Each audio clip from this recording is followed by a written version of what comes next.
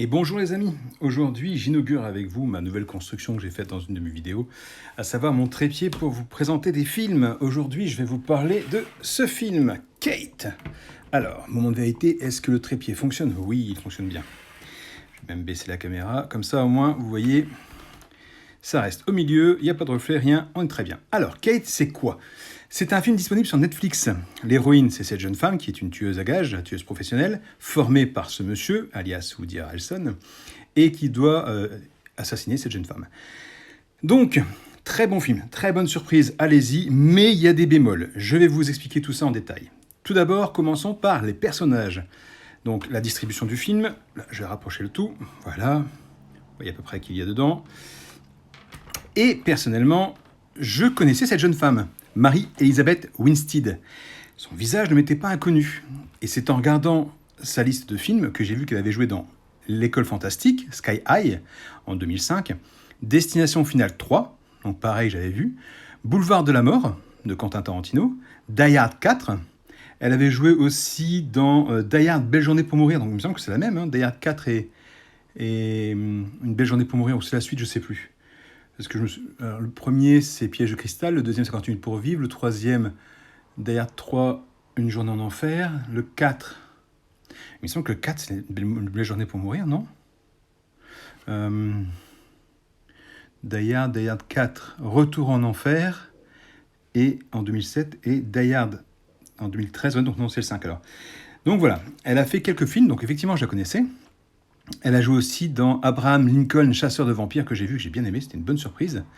Et dans Jiminy Man, voilà, je ne sais pas si vous pouvez le voir ici, Jiminy Man, tac.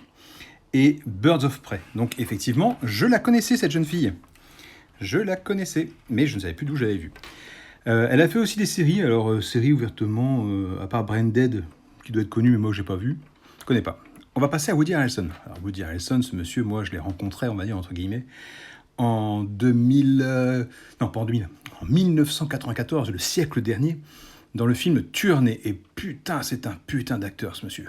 Autant il a dû faire des bouses, que je me souviens pas, mais autant c'est un putain bon acteur. Vraiment, il a la gueule de l'emploi, je trouve. Il peut tout faire. Il peut faire des films marrants, comme Les Blondes ne savent pas sauter avec Wesley Snipes. Il peut faire des films à suspense, comme Money Train, encore avec Wesley Snipes. Des films dramatiques comme Tuerney, des biographies, des biopics comme Larry Flint, le roi du porno. Qu'est-ce qu'il a fait encore que j'ai vu? Ah, j'ai vu Zombieland, Bienvenue à Zombieland et Retour à Zombieland, qui sont excellents. Vraiment, je vous les conseille. Donc ce monsieur, on va voir sa biographie. Voilà, un long métrage qui commence en 1978, donc un an avant ma naissance. Les Blancs ne savent pas sauter en 92, Proposition indécente en 93, Tuerney en 94, c'est ce que j'avais dit, Money Train en 95, et j'ai pas révisé. Larry Flint en 96, La ligne rouge, Austin Powers 2, j'avais oublié Austin Powers 2. Qu'est-ce qu'il a fait d'autre que j'ai vu? Very Bad Trip, le cave se rebiffe, ça me dit rien, mais bon, après c'est peut-être un spin-off, ou je sais pas. Le cave se rebiffe, je sais pas. The Walker, Cette vie, 2012, Bienvenue à Zombieland, ça je l'avais dit. Hunger Games, Insaisissable, le 1 et le 2, que j'ai vu, que j'ai adoré aussi. Bref, ce monsieur a fait énormément de films, et dans le rôle qu'il joue là, ça lui va comme un gant. Alors, son rôle, c'est en gros le protecteur, celui qui trouve des contrats et tout à la jeune fille appelée Kate. Et cette jeune fille, malheureusement, va vouloir se venger. C'est une histoire de vengeance. Ça, c'est aussi un acteur qui est dans le film. Je ne vous dis pas son rôle, vous le découvrirez vous-même. Alors pareil, je connaissais cette tête. Je la connaissais. Impossible de me souvenir où je l'avais vue. Et en fait, c'est un monsieur qui a fait beaucoup de films. Et en l'occurrence, le tout premier film où je l'ai vu, il est noté ici. C'est le tout premier d'ailleurs qu'il a fait. C'est Black Rain. Black Rain, si vous l'avez jamais vu, je vous le conseille. Alors ça a peut-être vieilli depuis. Hein. C'est avec... comment il s'appelle? J'ai un trou de mémoire. Le mari de Catherine Zeta-Jones. Michael Douglas. Voilà, Michael Douglas. Franchement, un putain de film, Black Rain. Et donc j'avais vu dedans. Mes souvenirs quand même sont encore là, hein, mine de rien, puisque je m'en suis souvenu que j'avais vu quelque part. Bon, après il a fait Kill Bill, le volume 1. Il a fait... Shinobi, on l'a pas vu. Full Metal Alchemist, mais ça je pense que c'est un... Ah non, c'est des films apparemment, c'est même pas des voix off. Je savais pas qu'il y avait un film, Full Metal Alchemist. À mon avis, c'est la voix du personnage. Qu'est-ce qu'il a fait? Bah, Kate, c'est tout. Voilà. Donc, pourquoi c'est bien et pourquoi c'est pas bien ce film? Alors, c'est un très bon film qui se passe à Tokyo, donc au Japon. Et forcément, au Japon, on parle japonais. C'est bien, vous suivez. Donc, le problème, c'est que nous, Européens, on ne parle pas japonais. Et ils ont voulu rendre le film assez réaliste en faisant parler leurs personnages en japonais parfois. Donc, c'est sous-titré en français, heureusement. Parce qu'il y a des films où c'est pas sous-titré. Ils parlent en trop, on ne sait pas ce qu'ils disent. Le problème, c'est que, personnellement, je trouve que ça casse le rythme du film.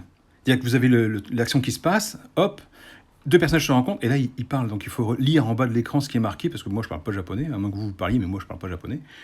Donc ça casse un peu le rythme. Après, l'histoire est très bonne, ça m'a fait penser à Hypertension, parce qu'en fait, si vous voulez, cette jeune femme va se faire... il va lui arriver un truc. Pour survivre, elle va devoir se piquer, et comme dans Hypertension, vous savez, quand son cœur diminue au niveau des battements, Jason Statham est obligé de se piquer pour pouvoir avoir l'adrénaline et repartir à l'action. Là, ça m'a fait un peu penser à ça, mais juste à ce niveau-là, parce qu'après, le rythme est tout à fait différent. Après, comme dans tous les films, il y a des grosses scènes un peu improbables, mais cette jeune femme joue très très bien. Les scènes d'action sont très très bien filmées. Vraiment top. C'est un film que vous pouvez regarder. Il est bon. Il laisse passer le temps. Voilà, c'est vraiment une bonne petite surprise. Alors je l'ai découvert par hasard en naviguant sur Netflix. Voilà, ce nom est apparu. Je me suis dit, tiens, Woody Harrelson ne doit pas être mal. Et puis j'ai lancé et j'ai regardé jusqu'au bout. Voilà, je me suis fait prendre par le film et vraiment très bien. Donc regardez-le, dites-moi si vous l'avez déjà vu ou si vous comptez le regarder, ce que vous en avez pensé. Moi, c'est une bonne surprise, je vous le conseille, il n'y a pas de problème. Si vous avez un petit peu de temps à perdre devant vous, vous savez pas quoi regarder sur Netflix. Maintenant, ils ont lancé la fonction lancer un film au hasard. Ben là, ne le lancez pas au hasard, choisissez-le, allez-y, regardez-le, vous ne serez pas déçus. Voilà, c'était ma petite critique du jour. Voilà, allez. N'hésitez pas à me faire vos retours par rapport à ce film. Comme d'habitude, abonnez-vous, le pouce bleu, enfin blablabla, vous connaissez la situation, la chanson. Bref, je vous dis bonne journée. Allez, ciao, ciao, ciao.